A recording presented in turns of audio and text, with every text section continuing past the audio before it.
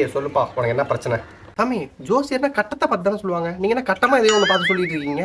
தம்பி அது முக்கியம் கிடையாது. நான் கட்டத்தை பார்த்து சொல்கிறேன், இல்லை கட்டமாக இருக்கிறத பார்த்து சொல்கிறேன். உனக்கு தேவை ஜோசியம், அவ்வளோதான். நான் ஒரு டெக்னாலஜி ஜோசியர், அப்படி தான் சொல்லுவேன் நான்.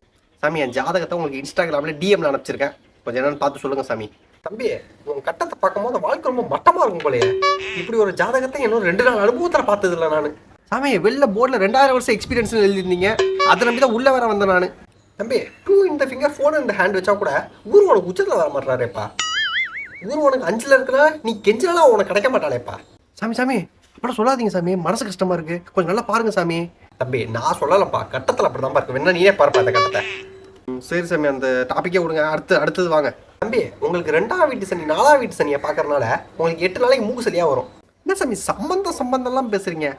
சனிக்கும் சளிக்கும் என்ன சம்பந்தம்? நான் சொல்லலப்பா, கட்டத்தில் அப்படி தான்ப்பா இருக்கு. என்னப்பா நான் ஏதோ மேலே வஞ்சன்ஸ் வச்சுட்டு பேசுகிற மாதிரிலாம் நீ பேசுகிற. தம்பி என்னோட கெமிக்கல் கால்குலேஷன்லாம் போட்டு பார்த்தனால உங்களுக்கு சூரிய பகவான் உச்சத்தில் இருக்கு. சூரிய பகவான் உச்சத்தில் இருக்கனால உங்களால் நிம்மதியாக உச்சா கூட போக முடியாது.